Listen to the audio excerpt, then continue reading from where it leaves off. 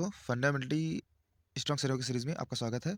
और हम इस सीरीज़ में वो स्टॉक्स पिक कर रहे हैं जो मल्टीबैगर रिटर्न इन फ्यूचर दे सकते हैं। तो हम पहले कंपनी का क्या काम करती है वो चेक करते हैं, क्या मार्केट कैप है और उसकी क्या वैल्यूएशन है। उसके बाद हम उसके क्वार्टर एंड क्वार्टर रिजल्ट भी चेक करते हैं, एनालाइज करते हैं उसका year on year return, revenue, ये सारा चेक करते हैं, प्रॉफिट भी। और उसके बाद शेयर होल्डिंग पैटर्न भी देखते हैं। तो आज हम जिस स्टॉक की बात कर रहे हैं उसका नाम है एसजीएस एंटरप्राइज। तो अगर हम इसके लॉन्ग टर्म रिटर्न की बात करें तो अभी तक इसने ज़्यादा अच्छे रिटर्न नहीं दिए हैं, बट कंपनी बहुत ही अच्छा काम कर रही है, डेकोरेशन के प्रोडक्ट बेचती है।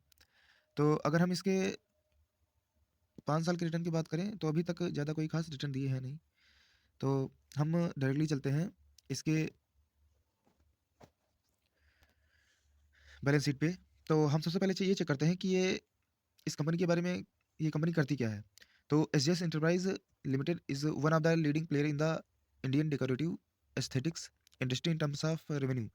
It offers a design to delivery aesthetic solution provider with the ability to design, develop, and manufacture deserve and product portfolio for a wide range of customers, primarily in the automotive and consumer appliance industries.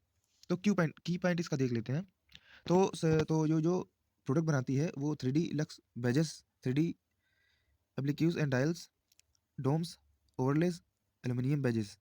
तो जो ये गाड़ी में जो stickers बनते हैं या two wheelers, passenger vehicles जो भी हैं प्लास्टिक के, वो ये प्रोडक्ट कंपनी बनाती है।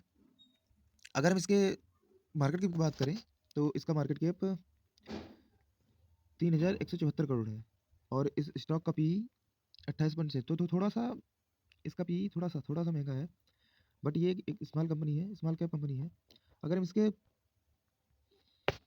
प्रोज कंपनी प्रोज की प्रोज की बात करें तो ये कंपनी लगभग इस कंपनी के ऊपर कोई कर्जा नहीं है अभी तक, और ये आने वाले समय में अच्छा ग्रोथ दिखा सकती है।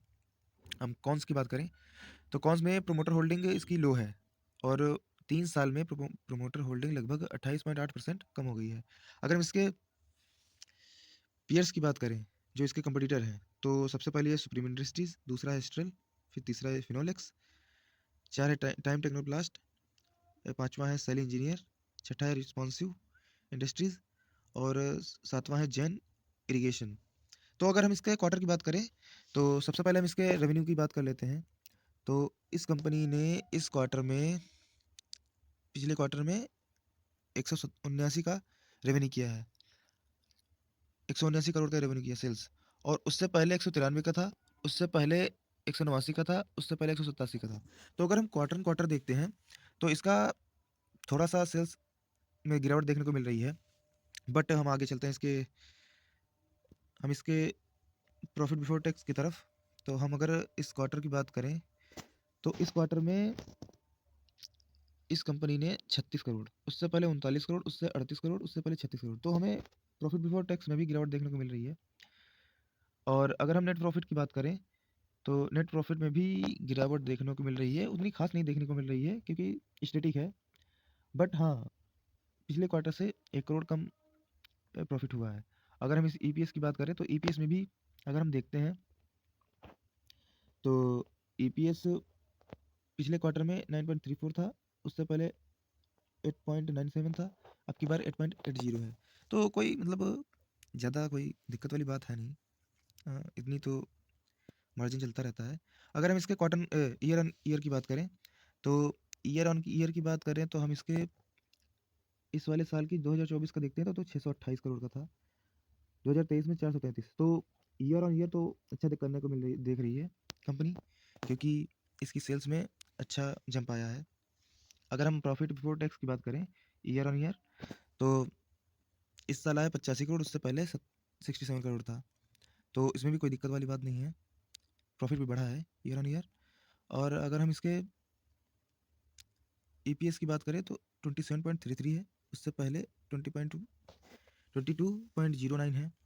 अगर हम इसके बैलेंस शीट की बात करें तो इक्विटी कैपिटल इसका बढ़ा है, बट इसके रिजर्व में भी जंप देखने को मिल रहा है। बोरोइंग ना के बराबर है क्योंकि इसका कंपनी जब भी चाहेगी तो अदा कर सकती है अपना कर्जा, क्योंकि इसके रिजर्व में 572 करोड़ पड़े हुए हैं अभी थे।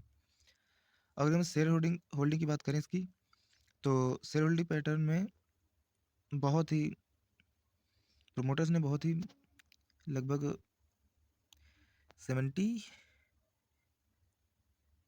69% अपना स्टेक बेच चुके हैं। बट अगर हम इसके एफ को देखते हैं, तो एफ के पास बहुत ही अच्छा, क्या बात है, बहुत ही अच्छा एफ ने लेके रखा है। और अगर हम डी की बात करें, तो डी के पास लगभग 32.06 था, और अब थोड़ा सा घट के 28.53 है। लेकिन बहुत ही अच्छा खरीद के रखे हैं स्टॉक, बहुत ही ज़्यादा स्टॉक होल्ड कर रखे हैं। पब्लिक पब्लिक की तो चलो कोई बात ही नहीं है, लेकिन एफ और डी ने जो इसमें से स्टेक उठाया है ना, मुझे लग रहा है आने वाले समय में इसमें तगड़ा रिटर्न मिल सकता है आने वाले 5-6 सालों में। तो जो इन्वेस्टर्स हैं लॉन्ग टर्म, उनको ये देखना चाहिए, बैलेंस शीट उनके लिए रामबाण इलाज है। अगर बैलेंस शीट अच्छी दिख रही है तो स्टॉक भी अच्छा करेगा।